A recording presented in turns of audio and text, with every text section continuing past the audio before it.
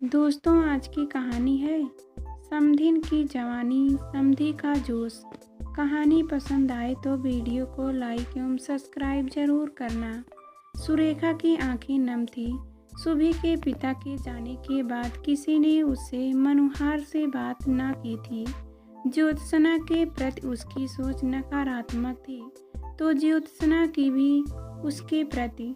और एक दिन सुरेखा और ज्योत्सना स्टेशन पर ट्रेन का इंतजार करती दिखी। सुरेखा ने सुबह के नाश्ते के बाद घर का काम खत्म किया और टीवी चलाकर बैठ गई। उसके हाथ सलाई घुमा रहे थे। सत्यम के लिए नए डिजाइन का एक स्वेटर तैयार हो रहा था।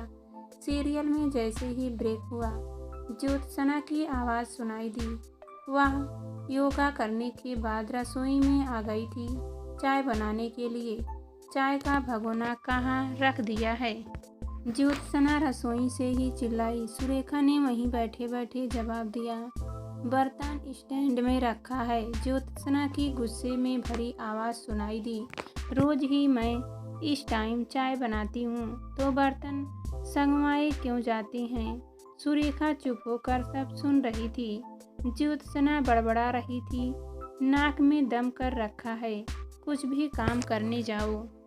यह औरत पहले ही वहां पहुंच जाती है। ये प्राकृत किसी के बेटे की शादी में ऐसा दहेज न आए। सीरियल खत्म हुआ तो सुरेखा रसोई में आई।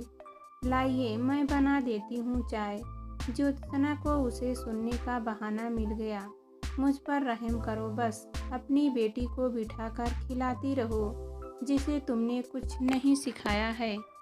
मैं अब भी अपने लायक हूँ, उन्होंने कप में चाय डालते हुए कहा। सुरेखा रसोई से बाहर आ गई। मेरी सुभी को सब काम आता है दीदी, वह अपने काम में पूरा टाइम दे पाए, इसलिए मैं उसे नहीं करने देती हूँ। आपको भी पता है उसकी पीएचडी पूरी होने वाली है, इस साल उसे फुर्सत नहीं है। ज्योत्सना सोफे पर बैठकर चाय पी रही थी। घूंट भर कर बोली, तुम नहीं होती तो उसकी पढ़ाई पूरी हो ही ना पाती। जिन्होंने कॉलेज का मुंह नहीं देखा वो डिग्री की महिमा बताने चले हैं। सुरेखा बात को और खींचना नहीं चाहती थी, इसलिए टीवी बंद करके अपने कमरे में जाकर बैठ गई। रोज यही सब सुन सुनकर वह थक गई थी। गुजरा समय आंखों के सामने घूमने लगा। पति के जाने के बाद भी सुरेखा गांव वापस नहीं गई थी। दोनों बेटियों की पढ़ाई पूरी होने तक किराए पर मकान लेकर शहर में ही रही। बड़ी बेटी की शादी हो गई तो गांव वापस लौटना चाहती थी, लेकिन सुभी ने नहीं जाने दिया। मम्मा, आप गांव वापस नहीं जाओगी, मुझे पढ़ाई पूरी करके नौकरी करनी है।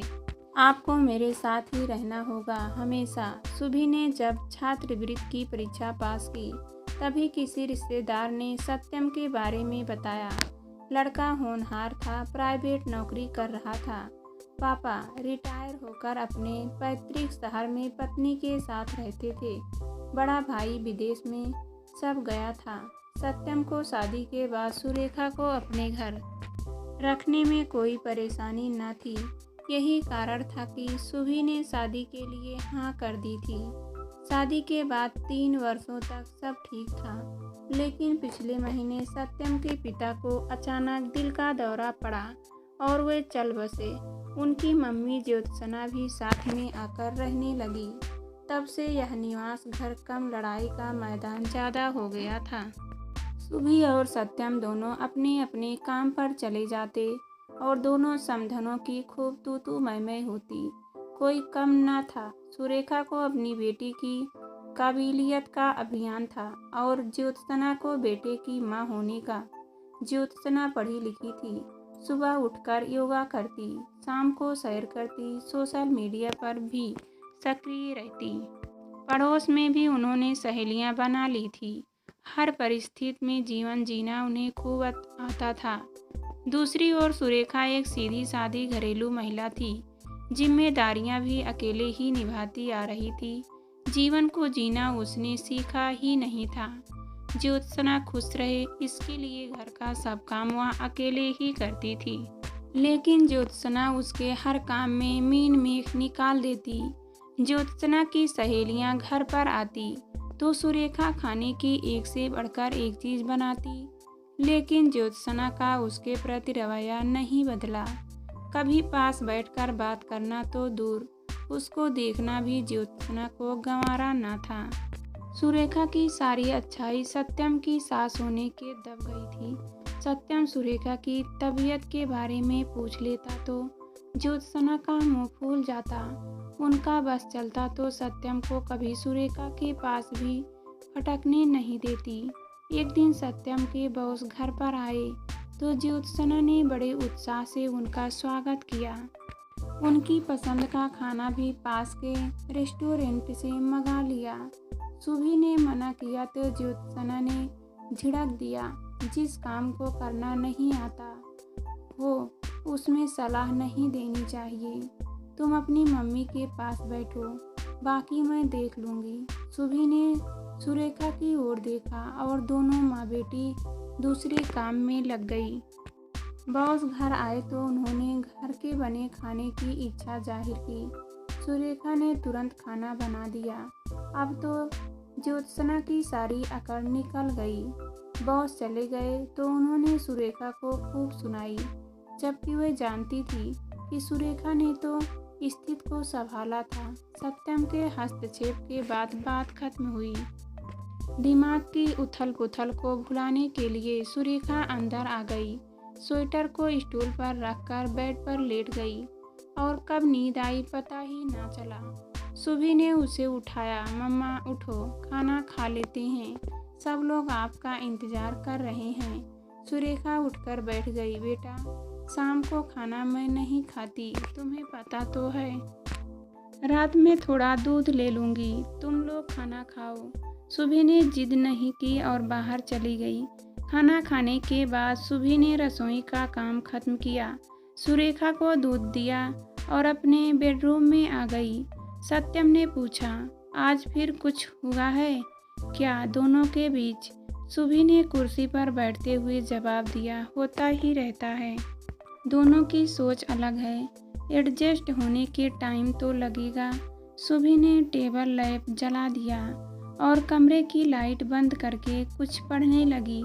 सत्यम ने लाइट फिर से जलाई। सुभी, मैं सोच रहा था कि ऑफिस के पास ही एक फ्लैट किराए पर ले लेता हूँ। मैम, एडजस्ट नहीं हो पा रही है, वीकेंड पर यहाँ आता रहूँगा। इस माहौल में तुम्हारी पढ़ाई भी डिस्टर्ब हो रही है। सुभी ने किताब बंद कर दी। तुम्हें याद है सत्यम, जब मामा हमारे साथ रहने आई थी, 1 साल लगा था उन्हें एडजस्ट होने में। सत्यम ने पूरी बात सुने बिना ही कह दिया, मैम ने अपनी मर्जी की ज़िंदगी जी है, मुझे ऐसा नहीं लगता कि वह एडजस्ट कर पाएगी। सुबह अपनी बात पर अटल थी। थोड़ा टाइम तो लगेगा ही, कुछ दिनों के बाद सब नॉर्मल हो जाएगा। मैं तो लैब में पढ़ लेती हूँ, इतनी जल्दी कोई डिसीजन मत लो। और दोनों सोने के लिए लेट गए, लेकिन जानते थे कि समस्या का हल निकालना आसान नहीं है। सुरेखा ज्योत्सना को खुश रखने की पूरी कोशिश कर रही थी, लेकिन बात बन नहीं रही थी। वह नहीं चाहती थी कि उसके साथ रहने से बेटी की पारिवारिक जिंदगी में कलह बढ़े, परंतु ज्योत्सना कुछ भी समझने को तैयार न थी। सुरेखा ज्योत्सना के सामने भी नहीं आती थी। हाँ, सहेलियाँ आती तो उनकी फरमाइश पर नाश्ता जरूर बना देती। बस वही कुछ घंटे ऐसे होते थे जब सुरेखा को सामने देखकर ज्योत्सना के तेवर नहीं बदलते थे। दोनों ने काम भी बांट लिए थे, फिर भी किसी न किसी बात पर बहस हो ही जाती थी। सुरेखा को पढ़ी लिखी नहीं होने के ताने सुनने को मिलते ही रहते थे। पापा के जाने के बाद से लगभग हर महीने सत्यम घर जाकर आता है। इस बार सुभी भी जाने की जिद कर रही थी। सुभी चाहती थी कि दोनों समधने अकेली ही रहकर ही एक दूसरे का महत्व समझ लें। यही सोचकर दोनों सुबह ही कार में बैठकर रवाना हो गए। 5-6 घंटे का रास्ता था। वहां जाकर दोनों ने तय किया कि 2 दिनों बाद वापस जाएंगे। दोनों सोच रहे थे कि अकेले रहने से उनकी मम्मियां एक दूसरे से समझौता कर लेंगी। इधर उनके जाते ही सुरेखा की तबीयत बिगड़ गई। बीपी की दवाई नहीं मिल रही थी। उसके सिर में बहुत दर्द था। उठकर चलने की कोशिश की तो चक्कर आ गया। जैसे तैसे कमरे में जाकर बिस्तर पर लेट गई। ज्योत्सना सब रसोई में आई तो सब काम ऐसे ही पड़ा था। उसने चिल्लाना शुरू किया, आज बेटी नहीं है तो मैडम कमरे से बाहर नहीं निकली है। पढ़ना नहीं सीखा लेकिन चालाकी भरपूर सीखी है। बर्तन पटक पटक कर उन्होंने अपना गुस्सा दिखाया। सुरेखा कुछ देर चुपचाप सुनती रही, लेकिन जब सहन न हुआ तो लड़खड़ाती हुई अपना पर्स उठाकर फ्लैट से बाहर की ओर चली गई। कॉलोनी में उस समय कोई बाहर नहीं होता था। सभी काम पर चले जाते या घर में ही किसी काम में लगे होते। सुरेखा तेजी से सड़क पार करके स्टेशन की ओर बढ़ गई। ज्योत्सना अभी समधन को कोसने में व्यस्त थी। 2 घंटे बाद ही जब सुरेखा बाहर नहीं आई तब उन्होंने कमरे में झांका। सुरेखा वहां नहीं थी। दरवाजा बाहर का खुला हुआ था। घर का सारा काम फैला हुआ था। उन्हें गुस्सा आ रहा था लेकिन दिल नहीं माना। उन्होंने पड़ोस में पूछा तो काम वाली बाई ने बताया कि उसने एक औरत को गिरते पड़ते सीढ़ियों से नीचे उतरते हुए देखा था। अब तो ज्योत्सना के होश उड़ गए। अंदर आई तो बिजली गायब। सत्यम को फोन लगाया, उसने बताया वह बिल जमा करना भूल गया था इसलिए बिजली कट गई है। सत्यम को बताते बताते रह गई सुरेखा के बारे में। फटाफट फ्लैट में ताला लगाकर नीचे सड़क पर आ गई। जो भी मिला उसी से पूछा। बिल्डिंग के चौकीदार ने बताया कि सूती धोती पहने एक औरत स्टेशन की तरफ गई थी। स्टेशन थोड़ी दूर पे रही था। अब ज्योत्सना का माथा ठनका। ट्रैफिक इतना कि सड़क पर करना मुश्किल था। लगभग दौड़ती हुई वह स्टेशन पर पहुंची। ट्रेन तभी गई थी। ज्योत्सना को लगा कि सुरेखा चली गई है। वह परेशान होकर प्लेटफार्म पर एक सीट पर बैठ गई। वहां कुछ लोग खड़े हुए थे।